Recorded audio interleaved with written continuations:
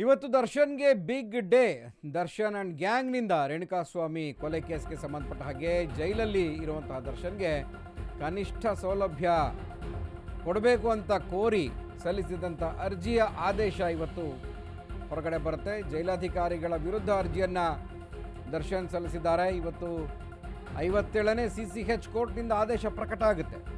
ಜೈಲಿಗೆ ಭೇಟಿ ಕೊಟ್ಟಿದ್ದಂತಹ ಕಾನೂನು ಸೇವಾ ಪ್ರಾಧಿಕಾರದ ಅಧಿಕಾರಿಗಳು ಆರೋಪಿ ದರ್ಶನದಿಂದ ಮಾಹಿತಿಯನ್ನು ಪಡ್ಕೊಂಡಿರ್ತಾರೆ.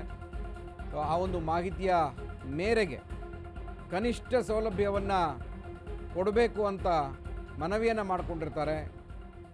ಆದರೆ ಈ ಮನವಿಗೆ ಇವತ್ತು ಕೋರ್ಟ್ನಿಂದ ಆದೇಶ ಬರುತ್ತೆ. ಸಾಕಷ್ಟು ನಿರೀಕ್ಷೆ ಇದೆ ದರ್ಶನ್ಗೂ ಕೂಡ. ಕನಿಷ್ಠ ಸೌಲಭ್ಯಕ್ಕಾಗಿ ಅರ್ಜಿಯನ್ನು ಸಲ್ಲಿಸಿರುವಂಥದ್ದು.